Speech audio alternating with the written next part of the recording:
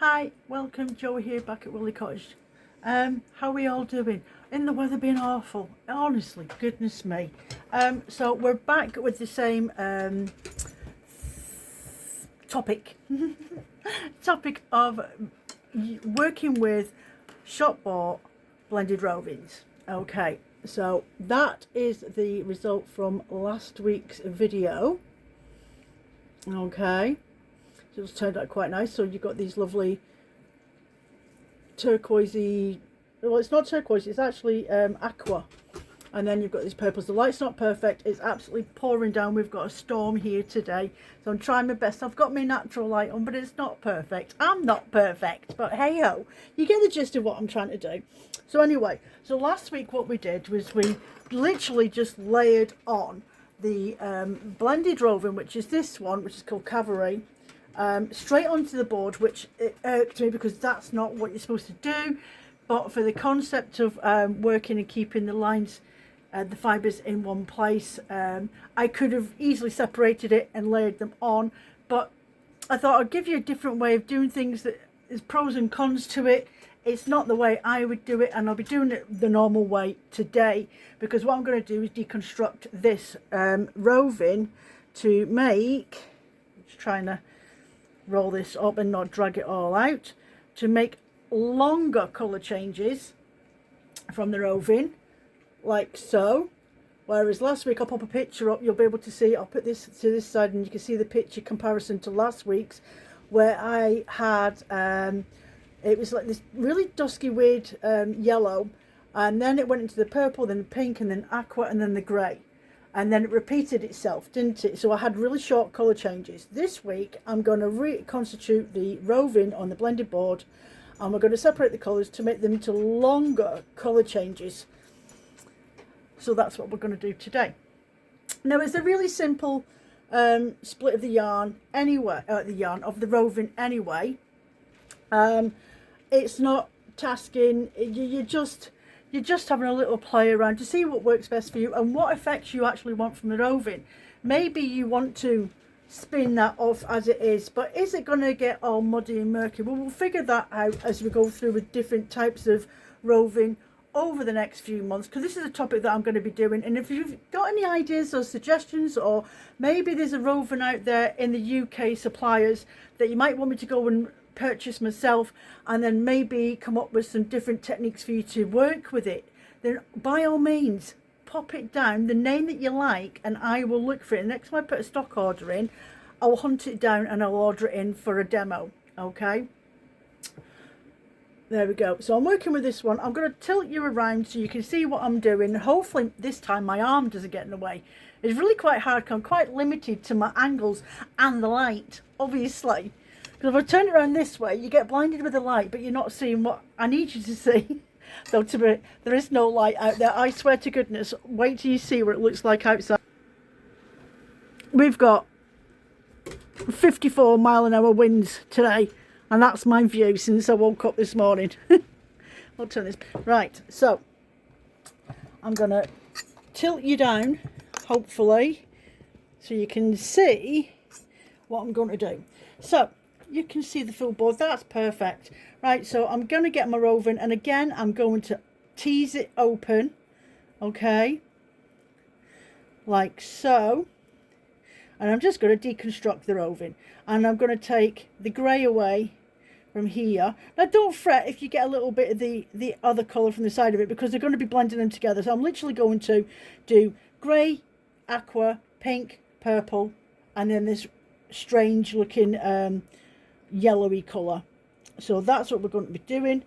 So I'm going to just try and deconstruct this the best I can without transferring too much of the colour from the side of it. And I'm going to do my usual. I'm going to just drag it down the blending board as I would normally do. I don't want to place it because I found that really, just because it's not my method and it's not how I do things normally. But there was obviously a reason as to why I wanted to show you how to do the other method, where you just layer it on and brush it down, because I wanted to keep the colours on the same way as what they were. But you can repeat that, and we will do that in another video. If there's something that you see on a shop but you're like, I've got those colours, but how can I put it together, I will do that one as well in the future. So there we go. So this is really, there's going to be a lot of blending board work in the next few months as we work with these rovings, and maybe get my hackle out and reblend fibres so you get more of the same colour in there if you don't feel that there's a lot, but I'll get there eventually. So right, I've got them all written down, all my ideas pop in my head while I'm talking to you guys, and then I have to go and nip off and write them down, otherwise I'll forget. So I'm just gonna, as I say, run them down my blending board as you would do normally. Just strip the colours from the roving and blend it properly. So I'm just gonna, now obviously if you're working with a bought roving that's got multiple colours in there and you want to keep the colours uniform, then layering it down on the blended board is a good way of doing it. It's just, for me, it just doesn't feel natural. But we all have our own ways of doing things. What's right for me, it's not always right for you. It might not be right for any other fibre artists out there. But anyway, that's how I'm doing it today. So I'm doing this. I'm deconstructing the roving so I can make larger colour changes when I'm working with it. And then we'll spin this off and apply it. I need to just pack that down a little, like so. And then I'm going to, again, pull my sections away from each other, okay?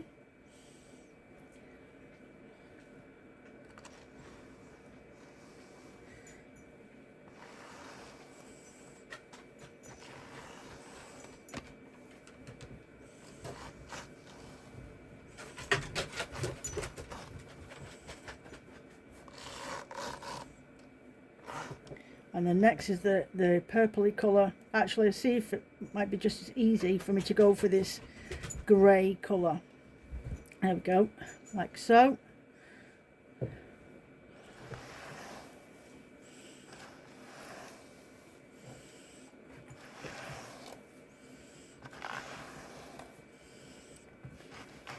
Just give it a gentle press down as I'm pulling it along the tines. Take off the aqua next, try and divide it away from this pink so I don't end up with too much transference. There we go, that's a nice section. And I suppose the other week there when I was mentioning this roving, this is what that roving is really good for, is the fact that it's quite easy to separate it in comparison to other places that I buy my rovings, my blended rovings from for working with. They always feel like they're a lot more blended together, but this one seems to be quite easy to pull apart, so it's ideal if this is the sort of thing you want to do. So I'm just going to separate those, the pink and the lilac, like so, and again draft that down through the tines. And I just, every so often, I just lap it over the other colour that's next to it, so you don't end up with complete separate sections like when I was layering the two fibres, the two strips of roving last week. There was no, because there's no draft of the fibres and laying them on top of each other. There's a reason why the rolags seem to fall apart halfway through the middle.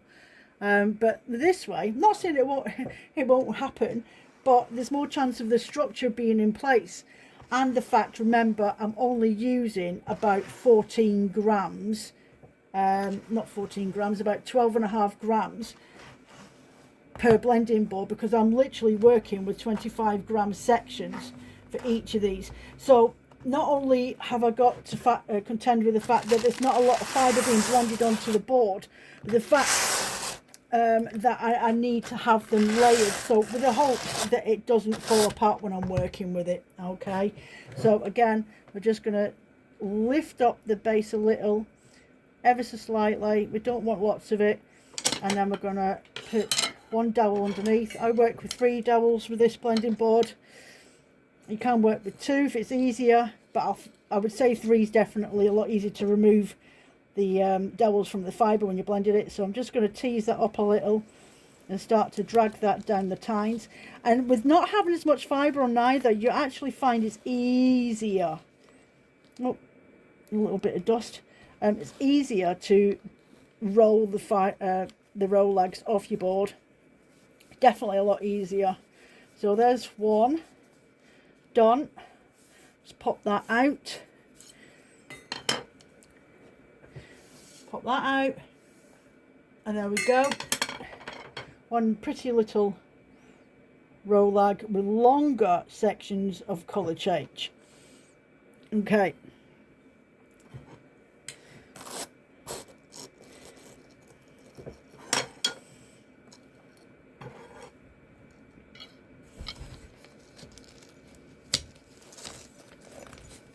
And again, I'm just doing 3 rolags per board this time, not 4.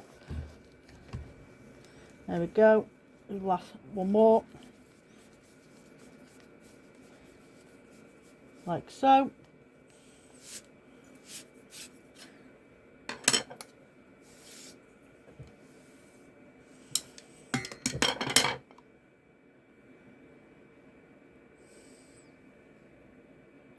There we have it. There's another one, and the last one.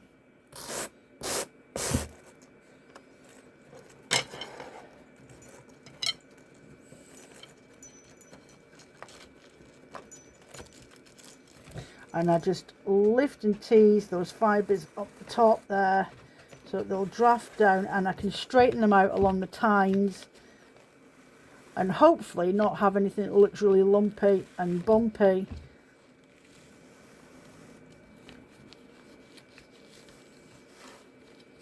There we go. Give that a little twist up.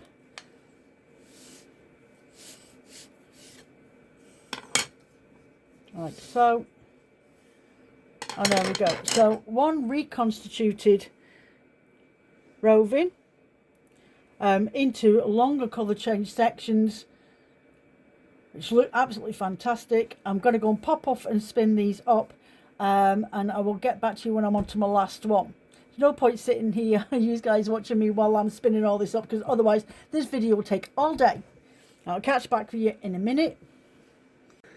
So I'm on to my last rolag now, so I'm just going to let it hang there, and I'm going to get my wheel going now and start attaching the fibres to this, so a bit more energy in there so it grips a little bit better. And there we go, one attached. So I'm just gently pulling and drafting the fibres of the rolag, and then I'm just going to turn it around. See how I move that with my fingers then? So I just let it spin out. And you can see how clumpy it's getting here now, and I can feel the tension in my fingers, so I'm just going to spin that around again.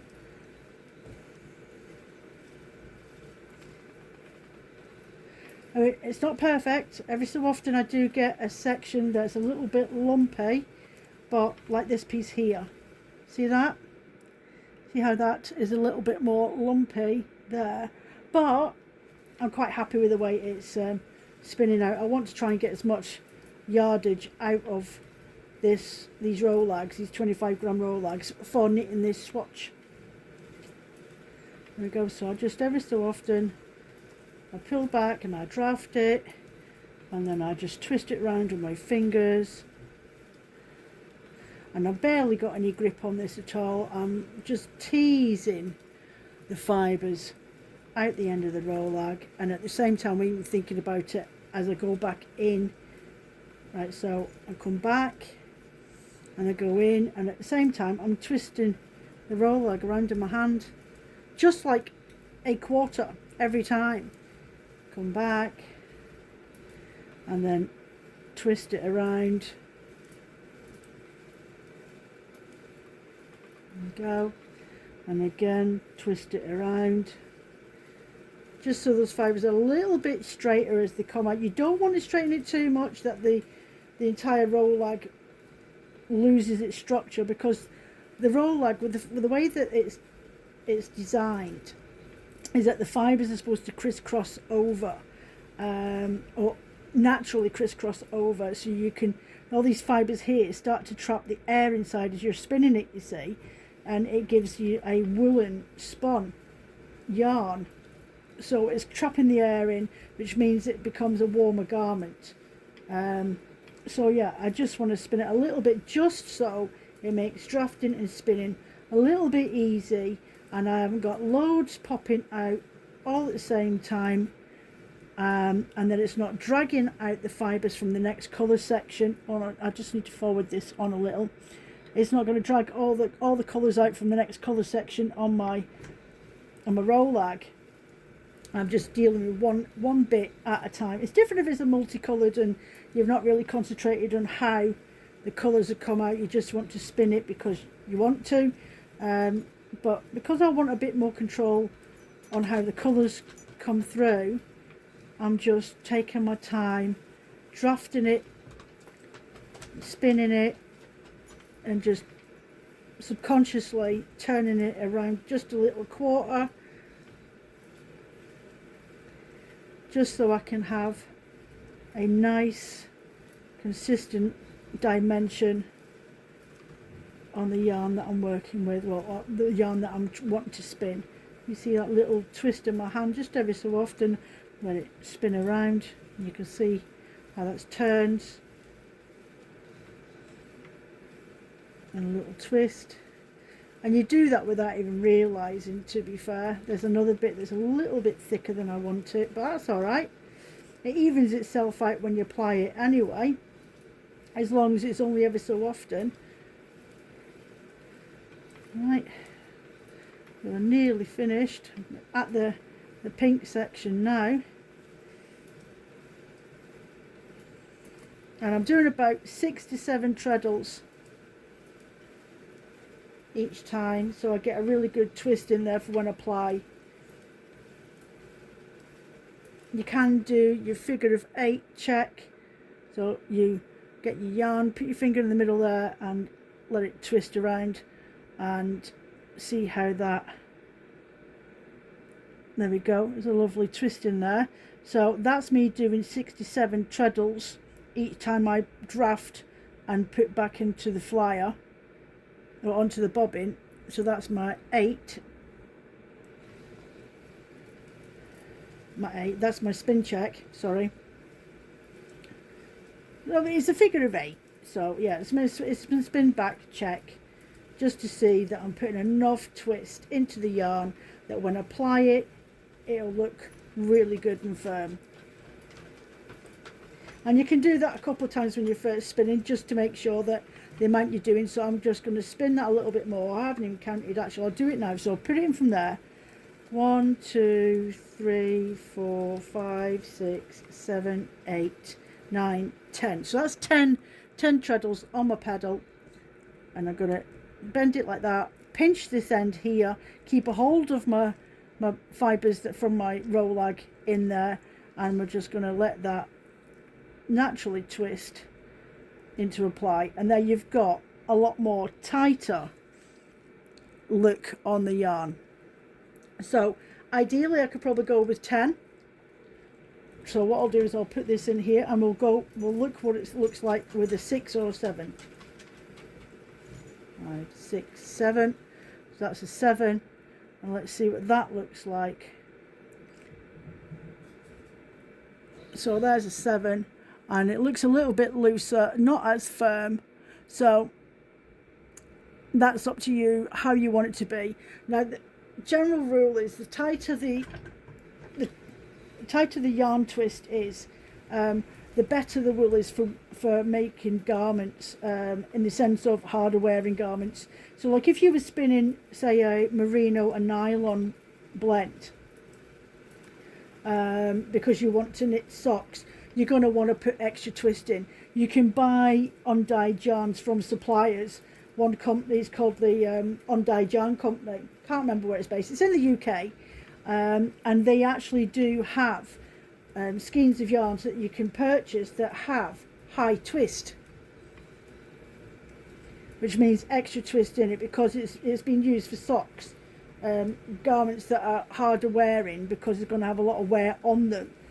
So if you're doing things like that, put in a little extra treadles, and instead of doing your 6 to 7, go 10, and do your spin back to see which one looks like it's got a really tighter formation when it's plied back on itself.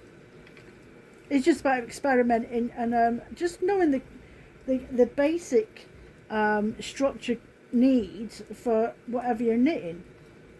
I'm quite happy with my 7/8 treadles, because I just want this to be softer, and it's only a sample it anyway. There we go. I'm nearly finished here. Then I'm going to wind it onto my hand, and then I'm going to apply it back on itself. There we go. I'm just going to give it a little extra twist at the end. Let's do that. Pop that in there, and I'll be back with you in a sec. So I'm about halfway through this little centre pull ball that I just wound up on my hand, and I've seen longer colour changes, more of a barb pole sort of effect all the way through it. There we go. So I'm doing about 1, 2, 3, 4 treadles in the opposite direction, in the anti-clock direction, on my wheel, trying to not let it fell up and muddle and catch on its. I had a bit of a yarn barf explosion at the very beginning. It decided my yarn ball wanted to split in 2 different directions, so that was a bit of the bleep bleep going on, as we all do, like, you're not supposed to do that. So yeah, so I had that done, so there's no way I was going to really embarrass myself by showing you that. I can't concentrate when I get frustrated. I don't know about the rest of you, but when the menopause kicks in, oh crikey, definitely no patience for patience. Right, so you see what I mean? I'm getting these every so often. I'm getting these little fucking muddly bits that are driving me nuts.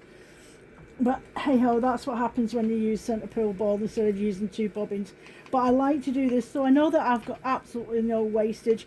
There is a way of applying on 2 bobbins and making sure that you have no wastage, but because I'm working with these little rolags, and I just want to make, apparently, my life a little bit easier today and not worry about having equal amounts on my rolags. If it was roving I was working with, I don't think it would be a problem, or if a bat or whatever, then I would do 2 bobbins, because I can just join off the extra yarn to apply together at the end, which is something that I do quite often. So yeah, so I'm just going to carry on with this. We're nearly done. So we've done purple to aqua, and now I'm doing aqua to purple on this colour change. Yeah, it's looking quite nice. Interesting to see what it'll look like when I swatch it up with the rest of that little Shawley sample that I'm doing. So I'm just going to move it on to the next bit. So I'll get back to you in a minute once I've got it skeined up on my winder. So there we have the longer colour changed rolags hand spun wool. Okay, so I'm going to get that wound up into a ball. I'm not washing these. These are literally being set to rest, spun up, plied up, and then I'm straight to knit and swatch. And then I'll wash it afterwards, or I'll steam set the swatch, whatever comes first. I'm quite happy with it because it's not got a lot of twist in it. Well, I say it's not got a lot of twist in it. It's got a really lovely balance to there. It's not overspun. I'm quite happy to carry on working with that straight away and then wash up my item later on. Obviously, what you really should be doing is spinning up or leaving it to rest so that the twist can settle on the bobbin, which is a good thing to do. You can do that for 48 hours. Is really nice time to do that one for. You can wash it, soak it, thwack it and then leave it to dry. Or alternative, you can get your steamer out and give it a steam set that way. But if you're going to knit with it straight away, but because I'm just doing demo purposes, I'm going to really cheat and I'm going straight in for the knit. So I'll do that later on, and then I will show you the results of that when it's been added to that. So the colour changes in here are a little bit shorter, so I'm hoping to see longer colour changes in comparison to this one, but you never know, they might look quite very similar. Well, we'll see. That's the whole point of doing this experiment. So I'll catch you in a sec once I've done this. Okay, bye. So we are back with the swatch. So this section here to this section is from the rolags that we did the other week. Okay, where we just laid them on the board, and I did one half of the roving on one side and one half of the roving on the other side. This time, obviously, as you saw, we prepped the board in such a way that we were drafting it down. Definitely the structure of the rovings were a lot better because we used the blending board properly, but it's down to preference. It's up to you how you want to do it. Just take in mind that because if you're going to be trying to keep the fibres together on the roving in the way that they're sitting, they're already constructed, and then you replace you put another half down in the board as well, then you're going to end up probably and you're just literally packing them on, not drafting them down. You will end up where the join is in the middle, them just coming apart, so you end up with two little halves because you're not doing the drafting on the board to help align those fibres and keep them more closely knitted together. I use the word knitted, but really that's probably the best word for it, because when you're drafting down the board, the fibres, even if when you overlay them just a little bit, which is how you're supposed to do it, for continuity of the colour exchange when you're spinning them. But not only that, it helps keep it uniformed when blending, so that when you make the rolag, there's the structure in there. Okay, so the first way is perfect if you just want to spin them off as they come, but you want to do them as rolags, that's fine. But if you want to deconstruct your roving, like I did on this video, then that's the best way. You really want to draft it down the board. Okay, so this is the version we did last week, and you can see there is colour sections coming through like so. And to be fair, I don't think there's a massive difference. What I am seeing and noticing is I've got a lot more purple structure, more sections where the purple seems to be showing through a lot more, and so is the mint green. And then the pink up there. The grey slightly faded away, but I would say it's probably mixed in with the pink and it's coming out looking at purple. Maybe, matrixing. But I'm definitely seeing a dominant purpley colour. You can see, sorry, my hands, you can see the pink, and then you're seeing the green, and then you're seeing more of the purple colour and streaks of that strange yellow that's throughout there. Whereas this one, on the previous video, I think you're seeing sort of, I don't know, down here you can see more dominant purple, and then you've got the green, but this one seems to be a lot more higgledy-piggledy, sort of breaks in and out of each other, but it's nice, it's pretty. I mean, from a distance you couldn't tell that they were prepped in two different ways, where we deconstructed this side and then this side was just literally laid in the board. I don't think there's a massive difference. So really, at the end of the day, deconstructing that particular roving and just layering it on the board and then spin them off as rolags, I don't think it's made a massive deal of difference. I think maybe with a blend that has a lot more colour, a lot more colours in there, might look a little bit different, and maybe it's because it's pastel and we're not noticing as much. That's my only theories on that. So I hope you enjoyed this video. Thank you for the feedback from last week's version. After this one, you'll get a archived Patreon video. But if you'd like to see the next video that I'm doing in February, which will be another mill spun yarn versus hand spun yarn, I'll be working with a 23 micron count organic merino on a yarn and on roving, spinning the roving and then dyeing them again to do a comparison. If you'd like to see this full version of that video, you can join us over on my small community on Patreon at www.patreon.com/woolly cottage. You can join for as little as £3 a month, and it just really helps me be able to create things like this instead of it coming out my business pocket, my business money pocket. Then you can always have your help and contribute for me to be able to do better videos and not just blending videos. That's not to say there won't be blending videos, because there's a video for the milled spun and hand spun versus coming in April, not March, which will be art batt blended. It will be blended bats versus the yarn. So yeah, so there'll be different topics coming along over the next year, and other videos that will air over on Patreon for before you guys get access to them. Right, so there we go for now. I also thought you might be interested, if you weren't aware, that I am actually a small business. So by coming over to my website at www.woollycottage.com, you can help support this channel by purchasing any of these blends. I have blends. I do have items that I need to put on the website, like shawls and scarves that I've knitted myself and crocheted. Rolags, excuse the state in my room. You know, it's a calamity of jobs, and always got something else to do. Project bags that I sell on the website. These ones can easily convert as makeup bags, so they're there. And rolags, and I've got fibre packs over there, which have a collection of different fibres in there that you can put together for felting or spinning with and blending yourself. Then of course there is my little blend yourself sets as well. You can use on your blender board or your drum card at home, or use them for stash building, for felting kits and things like that. So I've got a variety of different ones of those on there.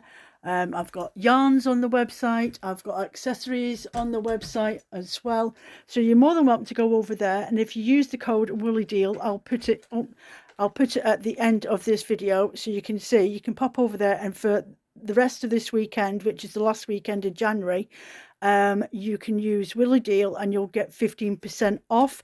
Otherwise, as of tomorrow, it will revert back to 10%. So thanks very much for joining us this week, and I will catch you in another week. Bye for now.